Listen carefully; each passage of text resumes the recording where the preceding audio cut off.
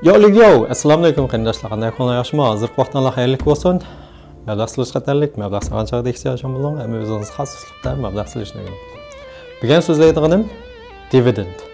Dividend oxiri bir şey keldik. Har qitim men deb bermada fursat chiqib qolmadim. Bu qitim men sizlarga yaxshi tushuntirib beray. Dividend degan zodi nima?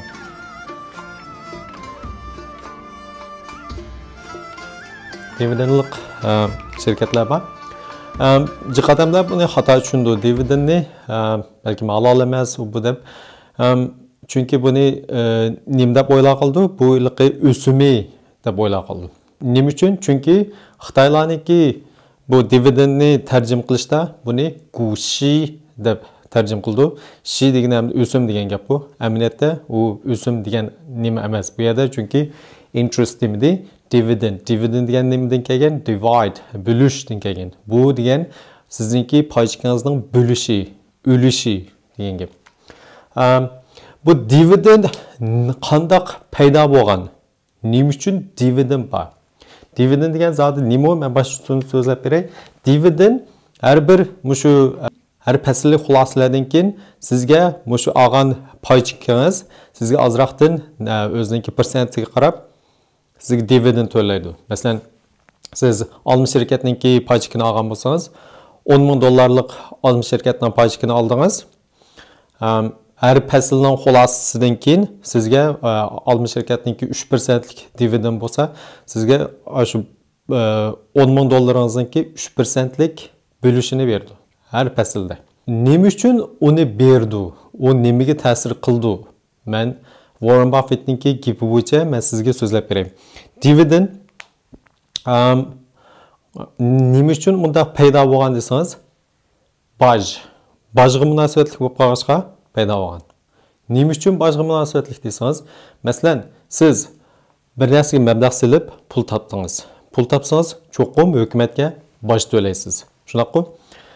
Lekin siz bu narsani agar siz 60 şirketninki paychikini olgandan keyin bu topgan pulingiz mesela 100 dollardan 120 dollargacha o'sgan bo'lsa, xiljiq pul topgan bo'lsangiz, mablag' silib, buni siz sotmag'icha siz bu mablag' sizningki hisobotingizga kirmaydi. Buni sotmaganligingiz uchun siz uningga baj to'lamaysiz. Shuningga Warren Buffett uzun yil nima qildi? Mablag'larni sotmaydi. Kelgusiga qaraydi, ham o'ziniki mablag' shunchalik jiq bo'g'ashgan 100 billionlik mablag' sog'anligi uchun shu bajni jiq to'laydi albatta. Burun shu 1950-yillar, 40-yillar Amerikaniki sistemasida qanchalik baj to'laydi? Boylar 90% baj to'laydi. Hozir azlab 70%, 60% tushib, hozir 20% ga aran tushdi. Shu Trumpning vaqtida eng tuvan tushdi. Shuningga bu boylar jiqlari shunda qilganligi uchun hukumat bularniki bajlardan olinmaganligi uchun shuningga shirkatlarga nima chiqargan? Sizlar dividend chiqarsanglar bo'ldi degan. Dividend chiqarsanglar bo'ldi deganligi uchun bu dividend sizningki hisobotingizga har faslda bir kirgan chaqda bu sizningki topgan pulingiz bo'ldi, kirimingiz bo'ldi. Shuningga bu kirimingizga boj to'laysiz. Andan keyin hukumat bundan foydalanadi. Lekin Warren Buffett'niki Berkshire Hathaway, men dedim Warren Buffett'niki shunchalik chiq esil yerlar bormi shu iqtisodiyotning nurg'un inchki yerlarini tushungachga o'ziniki shu mablag' sog'uvchilarga shunchalik ko'ngil bo'lgachga jiq, masalan, oldingi so'zladim split, dividend degandek yerlardan shunchalik inchki bo'lgachga iqtisodni bahlam tushungachga shu o'ziniki mablag' sog'uvchilarga yordam bo'lsin deb jiq esil ishlangan. Dividend yo'q. Berkshire Hathaway'da dividend yo'q. Nima uchun? Chunki Warren Buffett nima deydi? Bir shirkatninki kirimi bevosita o'ziniki shu nimasiga pay ichikiga ta'sir qildi. Pay ichininki o'ziniki bahasiga men evaluation dedim ku. Shu baholashga ta'sir qildi. Har faslda bir xulosa chiqargan vaqtida manch puldiq, kirim qildik, manchlik kompyuter satdik yo telefon satdik, manch pul kirim qildik, manch pul chiqim bo'ldi degan vaqtidan keyin nemisida EPS yo bo'lmasa PS ratio, forward PS bu narsalarga qarab analizlar qanday qildi. Buni baholab nemisiga kirgizdi. Paychikiningki bahasiga kirgizdi. Masalan, bu faslda biz manchlik kirim qildik. Bu bizningki bahamiz kirdi degan vaqtida $120 bo'lgan bo'lsa, analizlar hamda $125 qilsak bo'ldik. Anki forward ratio qarab kelgusida, kelaki faslda balkim $130 chiqishi mumkin deydi. Andan keyin shunchalik bo'lgan vaqtida $125 bo'lishi kerak vaqtida agar bular dividendni bergan bo'lsa 3%lik chiqimi yana chiqib ketdi. Andan keyin qanday bo'ldi? O'ziniki paychiqning ta'siriga $125 dan yana tushib qoldi. Shu demak, bu sizniki o'simingiz emas, bu asli o'zingizniki tapovutingizning bir qismi, bir bo'lishi u. Warren Buffett shunda deydi. Shunaqa dividendlik paychaklarni olgan chaqda shundaylarga diqqat qilishinglar kerak. Dividendlik paychaklarni olmanglar deganim yo'q. Ham o men bu yerda tushuntirib berganim u halol harom yerlardan masalan shu bilimlarni berdim. O'zimning shu Warren Buffettningki tushunchasidan qaraganda o'zingizmi analiz qilib baqsangiz bo'ldi. Menikini agar to'g'ri ko'rmagan bo'lsangiz, o'zingizniki analizlarni men bilan deyish baqsangiz bo'ldi. Meniki tushunganim shu. Shunaqa dividendlik paychaklar qanday vaqtlarda shunda asqatdi bizga. Dividendlik paychaklarni olgan chaqdimi nimalarga diqqat qilamiz? Bizlarga qanday foyda qildi? Men uni so'zlab beray. Dividendlik paychaklar odatda shu yoshqi cho'nglarga menimcha nihoyat muvofiq bo'ldi. Masalan, men 50 yoshdan 60 yoshdan ochdim. Mablag' silishni endi boshladim. Men undajıq xatarlik bunda paychaklarni og'im yo'q. Yangidan chiqayotgan texnika unda paychaklarni og'im yo'q. Meniki mushta qurilmam bexatar, kirimim sal azazdan kirsin bo'ldi desangiz, dividendlik paychaklarni tavsiya qilmayman. Nima uchun? Birisi cho'nglarda, ba'zanlarda agar bizniki jiqlarimizda Alloh xolsa pensiya maoshlarimiz bor. Pensiya maoshlaringizdan qo'shilib, yana ayrim nimba. Shu dividend kirdi sizga har faslda ozroqdan. Shumi agar mablag'ingiz bir yerga borgan chaqda turmushingizga yetadi. Bunimi ba'zanlar yana qanday qildi? Agar turmushingizga yetib ishib qolgan bo'lsa, bu dividendni yana qaytadan mablag' soldi. Kirgan mablag'ingizga yana texmi cho'nglaydi. 12 kelaqtim sizga dividend kirishi texmi jiqlaydi. Texmi jiq dividendni yana texmi jiq mablag' solsiz, degandek bag'ansiri jiqilib maqsangiz bo'ldi. Lekin shu boj to'laydigan yer bor. Bojni to'lab bo'lib, o'zingiz yaxshi hisobotlarni yaxshi qilib qilsangiz bo'ldi. Qanday shirkatlarda odatda dividend bo'ldi degan chaqda, masalan, uzun yillik tarixi bor kuchli shirkatlar, klassik shirkatlar. Masalan, men oldin deb bergandek 3M, yana qandaq nurg'un shirkatlar dividends bor. Men de o'ylayotganim bu qanday klassik shirkatlar bor. Men bir necha yaxshi shirkatlarni masalan yezib beray. 3M, NIH qudaymi? NHI mo. Anaki PNG bu markalarning ba'zilarini toniysizlar. Apple mi yaxshi?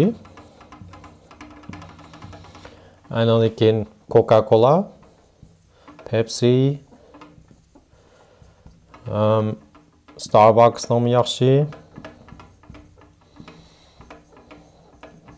McDonald's. Keyin yana Visa, buni toniysizlar, Mastercard. Mastercardlarning paychaklari yaxshi o'rlayotdi. Bunday mushta 10 shirkatni hozircha men sizlarga berib turay. Endi nurg'un shirkatlar bor. Agar nimam kelib qolsa men kelarki sonlarda yo bo'lmasa shu Instagramning sahifalarida sizlarga tunishtirib qo'yaman. Muşta şirketler var, lekin meniki tavsiya qildiğim aldiraplam avamam. Ba'zaniki qarab, o masalan mau NHI'niki 6% dividends yaxshi, mau 3M'larniki 3%. Do'st men NHI'nikini alay deplam, NHI'nikini avamalar, chunki NHI'niki paychikining şirketning o'zi balkim 3M'dek yaxshi bo'lmasligi mumkin.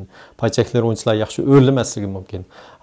Cho'qim shu şirketlarniki oldi keyniga bak yaxshi qaranglar, u ba'zanlar grafiklar qarab, bu qilanlar baka, ularning hammasi hech qaysi oqmaydi. Faqatlam oqidigini shu şirketlarning o'ziga qarash. Shuni men ayrim bir qism qilib sizlarga so'zlab berman. Zodi nimaga qaraymiz? Mahsulotgimi yoki boshlig'igimi yoki ishchilargimi nimalarga qaraymiz?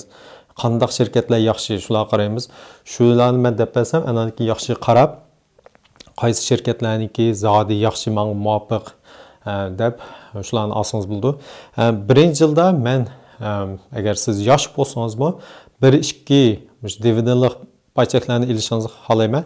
Amaliyotda %60-70% paychaklarni hammasini dividends bor, oz to'g'ri bo'lsinmi. Shulardanmi keyin asosda tajriba bo'lib qoldi, o'rganib olsiz, zot qanday narsaga, nereden menga pul kiryapti, andan keyin men bojlarni qanday to'lashim kerak. Keyin andan keyin 4-5 yil yo 10 yillar bo'lgan chaqda jiq tajribalik bo'lib, u chaqda anki rasmiy men ayrim bir dividendli paychaklarni olmoqchi, bir hisobotni ayrim qilaman. Keyin bir hisobotimda yangi texnikalarni qilmay deb o'zingiz uslubini chiqarsangiz bo'ldi. Shu chaqlarda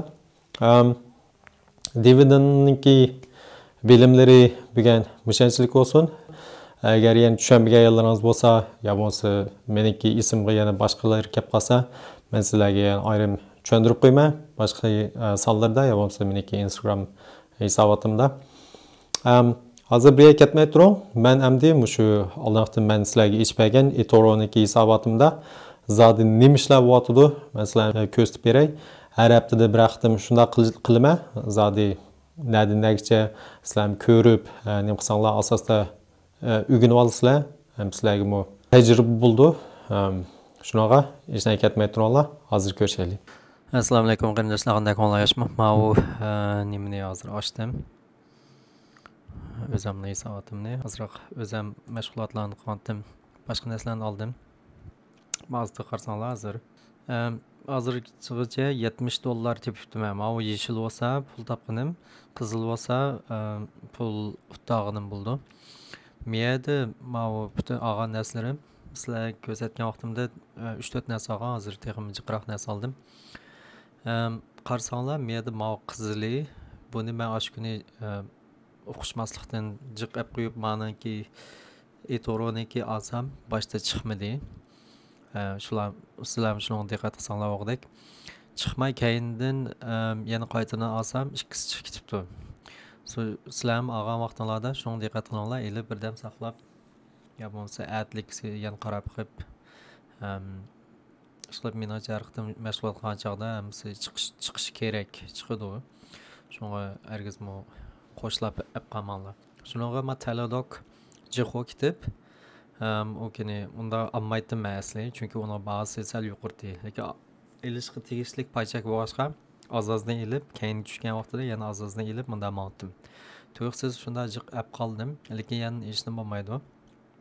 Chunki qog'ozlarni joyida olganligim uchun bu yana joyida menibdi. $70 deb aytibdi, qog'ozlar qarsangiz. Bu yerda men ancha qog'ozim shu Teladokka, undan keyin olminiki hamsi mustaq menibdi. Jiqdan az shu o'tirib qarsangiz, undan keyin Ziloni olibdim. Zilomi o'tirliqda azroq tushib ketib, keyinda o'rildi deyman. Tushgan vaqtida men avvaldim. Sizlar o'chaqda sizlarga oshgan vaqtimda Ziloni olmagan vaqtim deyman. O'chaqda men JP Morgan olgan. JP Morgan hozir azroq tushibdi, 1.5% tushibdi men olgan vaqtimga qaraganda. Lekin hech nima bo'lmaydi, JP Morgan shunday kuchli. Ham bu menimcha bumi qanday paychak desanglar unda bek tushib qilib ketadigan paychak emas. Lekin bu paychakniki yana bir yaxshi yeri nima? Men sizlarga kirib ko'rsatib beray. JP Morgan yana bir basanglar. Anadagi mouse stats basanglar, bu yerda dividend qarasanglar 2.25% lik dividend bor. Bu jiq emas, lekin shunday bir paychak bu. Qog'ozlar qarasanglar, ba'zilarining yo'q, masalan, Teledokniki yo'q bo'lish kerak. Mana bu yerda dividend yo'q buniki. Yangi paychaklarning hammasining yo'q. Almeniki bor. Almeniki mo aran 0.66. Demak, JP Morgan yana o'zimi yaxshi o'rlab boshqa banklarniki nimasi qarandi. Ham bu nimda bu bankniki paychaki qurilmamning ichida desanglar, jiq vaqtlarda yana shu xatardan qochirish uchun azroq krizis ya bo'lmasa elektronlik paychaklar krizis bo'lib qolgan vaqtida bir mushtaq bankniki ananiki uyninki, masalan, Zillow degan uyninki ondan yana ko'ngil ochilgan sohalarniki mushlar krizis bo'lgan chog'da sizniki qurilmangizni saqlab qoldi. Zillowning yo'qga, Zillowmi yangi paychak bu yaxshi bir taraqqiy qilayotgan. Bu disrupted innovation. PayPal shu, Palantir'mi yo'q. Sizniki hozir to'la ko'rsatib qo'yay. Mana yangi paychaklarning yo'q. Qanday paychaklarning bor degan chog'da ishtaq klassik kona paychaklar, hech qanday odam qiziqmaydigan paychaklar. Bular shu nimni qiziqtirdi sizni? Shu dividendni qiziqtirdi. O kuni sizlarga ko'rsatganda Palantirni olganmi deyman. Ozroq o'ylabdi. Shopify yaxshi o'ylabdi, 2.6%. Eng yaxshi o'rligini shu Zillow yaxshi o'ylabdi. Hozir hammayada o'ylar shunday o'syapti. Masalan, shu 7-qismlam deb bergan, buning 1 oy bo'lib qoldi. Agar uni tutishgan bo'lsanglar, menimcha hozir qancha sal-pal pay topgan bo'ldinglar. PayPal, Unity bu tushibdi, ham bizga tushgan bo'lsa, men yana qo'shib olmayman bunga. Bunda jiqolmadim Unityda. Ananiki men yana nima qarayman degan chog'da, masalan, kuchlik paychaklar qaysi meni qurilmamda? Olma, JP Morgan, Walgreens ham bir Walmartni bilamiz, Costco'ni bilamiz. Shunga o'xshash cho'ng bir tanlov bozorlik bir shirkat bu. Bu tanlov bozorniki nimasida shunday yaxshi o'rlatadi hozir. Masalan, boshqa Walmart bilan Costco'lardan qaraganda. Ham bunda shirkatmi shu masalan virusdek unda krizislar bo'lgan chog'da cho'ng ta'sir qilmaydi. Ananiki men Tattoo Chef'ni oldim. Tattoo Chef ma'lumotim sizlarga tunishtirgan. Bu bir plant-based food deymiz. Ko'k tatlardan yasalgan go'shtlik. Bunda shirkatlardan nechisi bor? Hozirgi yaxshi taraqqiy qilayotgan shu. Lekin buningda yana jiq qo'sh taraflardan gaplar bor ham deb ba'zanda. Ba'zilar yaxshi taraqqiy qilayotdi deydi. Demsa ishtik taraqqiy qilayotdi. Setilishmi shunda ishtik taraqqiy qilib ketdi. 1-2 yilning ichidan kichik bir kompaniya, kichik bir shirkat turib, qolgan kichik shirkatlarning taraqqiyotidan ishtik bo'lib ketdi. Ba'zilarning ishki masalasi bor, unda deydi. Qarab boqamiz. Shunaqa men bundan chiqolmadim. Bugun bundan azroq tushib ketibdi. Hozir bozormi ichilganiga yana 3 minut qoldi, 9:30 ichildi. Ichilgan chog'da balkim buning ahvoliga qarab men yana ilishim mumkin. Pfizer'ni bilishinglar mumkin, shu vaksinninki. Bumi bir kuchli shirkat, bumi bu ma'bay degan JP Morgan, olmi shirkat, Pfizer, Walgreens, bular hamsi kuchli shirkatlar. Shu yangi xil cho'ng o'rlab xatiri va shirkatlarni olib qo'ydim. Meniki hozirgi bu qurilmam qargan chog'da o'ttiral, bekmu mudofaa emas, bekmu hujum emas, o'ttiraldagi bir qurilma bu. Men shuni qarab loyihalayapman. Rasmiy loyihalab bo'lmadim. Endi men qarsanglar, meniki $100,000 pulamdan 50 ming 51 ming qapti. Bu yerda 48 mingni ishlatib qo'yibman. Amaliyotda bunday jiq ishlatmadim. Men faqat 20 ming dollardek ishlatdim. Men qolgan pullarni nimaga ishlatdim shuni ko'rsatib beray. Bu kuchlik shirkat. Zillo'ni dedik. Zillow degan o'yinki shirkati yangidan taraqqiyot qilgan. O degan o'yinki shirkati konisi bu. Shunday kuchlik shirkat. Zillow'niki dividensi yo'q. Agar siz qaysini kuchli shirkat yo yangi shirkatligini bilamisangiz, masalan, o'sha Kriplam dividensi qarang. Dividensi qarang 4% bumi. Mushmi nimaga o'xshash? Bu foizga o'xshash. Bularniki masalan 62 dollar hozir bahsi. Balkim bir yildan keyin qarasangiz, ya'ni 62 dollar turishi mumkin. Lekin bularniki topgan tafovati nega ketadi? Dividend ketadi. Sizga berdi. Arjili misherangiz qo'shilib mangdi meringizga. Bu qo'shilgan pulni qanday qilsiz? Qaytadan yana mablag' solsiz. Meningki hozir bu masalan degan agar 50 ming dollargacha mablag' solsanglar 7 dan 10 shirkat e'lonlar deb ondan jiq olib ketmasin. 50 mingdan jiq bo'lsa balki 15 largacha osonlar bo'ldi degan. Men hozir qanchani oldim? 5 10 12 paychakni olibdim. Mushlar bo'ldi, balki men birini qo'shib qo'yishim mumkin, lekin men nimani qo'shma, ularning sonini qo'shma. Men yana 30 ming dollardek paychak ilishim kerak, lekin hozir emas. Nima, cho'ng grafik. Masalan, cho'ng grafikni nerdan ko'ramiz? Men kirsak, cho'ng grafik ETFs mana bu Nasdaq 100 yeşilke. S&P 500 azraq qizilke. Germaniya, Angliyalarniki. Shunlar bir 5%, 10% tushgandan keyin ancha azozdan qo'shib o'tliqdan bunday ma'lum. Shuni ammamda men ma'lumiyat pullarni nega ishlatdim ko'rsatib qo'yay. Miyada order degan nima? Masalan, siz bir paychakniki bahasini hozirgi bozorning bahasida olmay, sal tuvan tushgan chog'da olaman, lekin men o chog'da kompyuterni oldida bo'lmay qolsam yo telefonni oldida bo'lmay qolsam yo uxlab qolgan bo'lsam yo ishlayotgan bo'lsam qanday qilishim kerak? O chog'da men bir bahani belgilab qo'yman. Masalan, buni shunda eToro boshqa ishlar saytlardan qila olasiz yo odatki banklarning saytlardan ishlar qila olasiz. U nima? Buni order deysiz yo bo'lmasa limitmi deydi. Men hozir bu yerda paychaklar emas, boshqa narsalarnikini qilib qo'ydim. Masalan, bu yerda Ethereum bor, kripto bor, oltin bor, gaz, neft, bu yerda ETF nima qilib qo'ydim. Bularning hammasini sizlarni asl tushunib qolsin deb boshqa paychaklarnikini qilmadim, ularniki qilsam bo'ldi. Bularni har vaqt yo'q qo'ytalayman matrabni besib, ben bularni sal qalayim qara qildim, balki bundan bo'lmasligi mumkin. Qarang, men 10 ming dollarni neft 54 hozirgi bahasi 54 dollarga tushgan vaqtida olamadim. Chunki neft 68 dollarga chiqdi. Shu bir shikapdan oldida. Bir oyni oldidimi?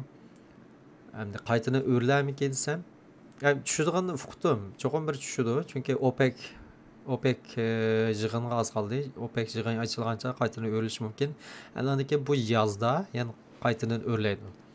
Menimcha shu 54 dollar bir to'silishi bor o'shada. 54 dollarni qilib qo'ydim. Buni o'ynaganning o'rnida. Andan keyin SL degan stop loss. Shu agar 54 dollardan 45 dollarga tushib qolsa, o'zligidan etilib ketsin dedim. Andan keyin 75 dollarga chiqib qolsa, TP degan take profit. Buningda men pul qazanaman, shu 75 dollargacha chiqqan chog'da men pul qazanib, o'zligidan etilib ketsin dedim.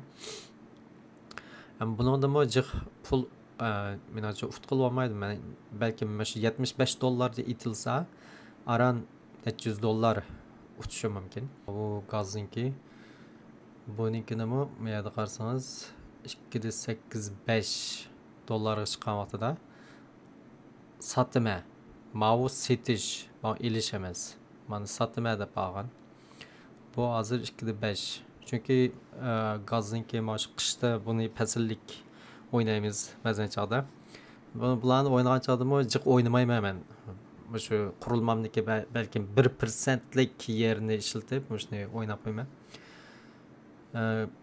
qish tugaydi de amiyada shunaqa gazniki bazimi tushib qoldi balkim birida $9 bo'lsa $2 atrofiga tushib qoldi andan keyin qish qoz qolgan chog'da 9-10 oydan boshlab o'rlaydi shu 12 oy 1-oygacha $3 $4 chiqdi ba'zan chog'da eng yuqori menimcha tarixda 10 necha dollarga chiqqan deyman 280 lik yeri bor ekan chunki mau nimda malani qizil mau yeşil desangiz men buni setish qolgan shuni olganda ko'rsatdi stop loss nima dedim stop lossni men 2.897 qilib qo'ydim shu 2.85 da olgan bo'lsam yana buningdan usab ketsa mishaga borgan chog'da o'zligidan itilib ketsin bo'ldi $9 ga chiqmasin deb mishaga qilib qo'ydim yangi take profit pulni ufitib $2 ga tushgan vaqtida itilib ketsin dedim andan keyin oltindami shu shunchalik jiq gaplar bor hozir ba'zanlar balkim $7-8 ga o'rlak so'zlaydi ba'zanlar tushib ketdi deydi amaliyotda hozir federatsiya bankisiniki pul bezayotganlar uchun bu oltin o'rilish kerak tarixga qaragan chog'da lekin hozir oltin o'sha yil beshidan hozirgacha tushyotdi $1900 dan $1600 gacha tushyotdi bu hozir shu $1730 da turyotganda bir ish gap bo'ldi buni stop loss 1671 qildim agar 1680 da olgan bo'lsam keyin take profit 1780 kichiklama o'ynadim amaliyotda buni uzoqroq saqlab necha oy o'ynag'ilim bo'ldi 5-6 oymi o'ynasa balkim $1900-2000 chiqishi mumkin deyman menimda bir narsa deyishdasiz shunaqa kichik o'ynab qo'ydim cho'ng o'ynab qo'ysam butun qurilmamga ta'sir yetmasin deb miyadagi futishlar va cho'ng ta'sir yetib qoldi ba'zan chog'chi bularni shu sizlar tushunib qolsin deb nim qilgan yerim keyin mau Nasdaq sizlarga ETF ni tushuntirgan shu ETF bunimi $12680 dan hozirgi bahsi 1300 bu menimcha bu yerga tushmaydi u cho'ng bir tushib hamda cho'ng tushishim bor bu yilda hamda necha qitim tushdi shu bir cho'ng tushgan vaqtida balkim uzoqroq saqlab qilishi mumkin necha oydan keyin mishaga balkim tushib qilishi mumkin tushib qolgan vaqtida o'zigidan ichilib qoldi andan keyin stop loss bir $12046 da mani yuqori qilgan mana 19000 qilib qo'ydi 19000 chiqmay menimcha bir 19000 ga bir 4-5 yil qancha uzoq chiqar ekan 14400 ga chiqishi mumkin agar yaxshi o'rlab qolsa bu yil yo kelasi yil nimda bunday qilib qo'ydim men o'qidim ham bularni hammasini shu mustaq sizlarni ko'rib qolsin deb qilgan keyin mau kriptoni $1400 $1400 ga balkim yana tushmasligi mumkin ba'zan chaqirmishda qilib qo'yma balkim tushib qolsa talay debchi bular shu mishinchilik gapni qilib qo'ysam men bugun mau bir xabar ko'rdim men olma shirkatnikini bek tavsiya qilgan sizlarga olma shirkat shunday yaxshi amaliyotda hozir bahosi shunday tuban kelgusi shunday parlaq boshqa Tesla u bu narsaga qarandimi bu xabarda nima deydi desanglar olma shirkatniki mau Xitoyniki shu Uyg'urlarni ishlatib besimliq emgaklarni sog'izib olma shirkatniki ba'zan shu zapchastlarga ishlatayotgan zavodlar bor ekan Xitoyniki ba'zan shaharlarda bakmi tavsiya qilib ketmayman men shunaqa men har qitim pachaklarni tunishtirgandimi sizlarga qandaq tanıştırma. 10 neçini, 20 neçini tanıştırma. Şu almeninki özünki o'rniga tushadigan boshqa paychaklarni tanıştırma, bıraxlam. Sizlarninki tanlashinglar jiqroq bo'lsin deb. Ba'zilarniki bahası bakrak tushgan vaqtida ba'zan ya bo'lmasa shundaq eski xabarlari bo'lib qolsa, men amal ba yaxshi qarab shu bizga tushadigan halol Xitoy bilan amal va munosabati yo'q. Masalan, yaxshi shirkatlar jiq, masalan Coca-Cola, Nike, Zara degandek ularnikini men tavsiya qilmadim. Faqatlam menimcha Amerikaning qonunlari bo'lg'ashqa, hozirgi Uyg'urlarniki siyosatiga chiqarayotgan qonunlarim bor, embargo imlarim bor, shu shirkatlarga bergan bisim qonunlarim bor. Bularni asosda shu zavodlardan chiqarib oldi hozir. Masalan, Zara, Nike deganlarmi nechqadim gap qildi-ku, anda qilamiz, manda qilamiz degandek. Olmi shirkatmi bulturni yaqin nechqadim gap qildi. Bu bozordami Nurg'iyada biz bir narsa deb bo'lmaymiz. Chunki qanday desangiz, bozorninki %99% har qanday shirkat Xitoy bilan munosabati bor. U balki mayli Turkiyaninki shirkati bo'lsin. Yoki bo'lmasa arablarniki shirkatlar bo'lsin, hammasida Xitoyning qo'li bor. Har qandayda. Xitoyniki hukumatida qo'li bo'lmasa-mu, Xitoy o'z shaxsiy korxonalar yoki shaxsiylarniki qo'llari bor ba'zida. Bu shirkatlarga mablag' solgan yoki paychaklarni olgan bu degandek. Masalan, bu Alm shirkatniki telefon modem ishlatadi. Bizniki hamdi hozir nima ish qilishimiz kerak degan chog'da mushtaq Alm shirkatga texnik bisimlarni berib, cho'qim shu emgak nimasidan chiqarib olish kerak shu zavodlardan. Mushtaqlarda hamdi shularga diqqat qilishimiz kerak. Shunaqa o'shaga bo'lsin. Bugungi hozir yarim soatlik bo'ldi, $80. Yana bir haftada men bir haftam ko'rsatib qo'yman sizlarga qanday me'yotida. Shu chog'da yana qarab baqsanglar bo'ldi. Qurilma odatda musavvut. Millatimiyaga $80,000 deb plan bor hozir. $20,000 xarjlab oldim. Shunaqa bu xato.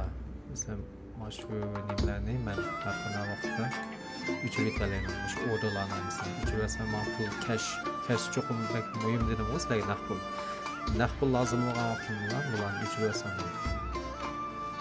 Ma'qulamsa, o'sha olsun. Allohga